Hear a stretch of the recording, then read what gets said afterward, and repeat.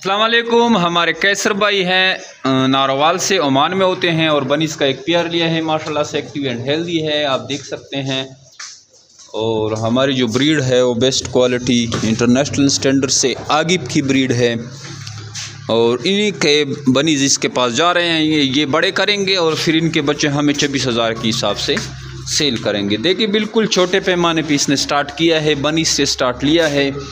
और ये बनीज जब बड़े होंगे माशाल्लाह से इस तरह बच्चे देंगे तो वो बच्चे हम उनसे 26,000 रुपये का एक पेयर लेते हैं। यही हमारा रूटीन है, यही हमारा सिस्टम है। जमीर बिट फार्म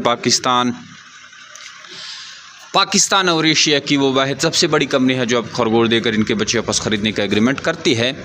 आपने देखा होगा यकम और दो को हमारी ख़रीदारी के दिन होते हैं और लोग बहुत ज़्यादा माल लाते हैं। 10-10, 20-20 लाख का है एक बंदा हमारे पास स्टॉक लेके आता है और कैश पेमेंट लेके जाता है। और ये सिलसिला जो है सालों से चल रहा है और मज़ीद भी इस कारोबार से लोग जुड़ रहे हैं। और जो ऑलरेडी इस कारोबार से जुड़े हुए हैं वो ज़बरदस्त तरीके से मुनाफा हासिल कर रहे हैं।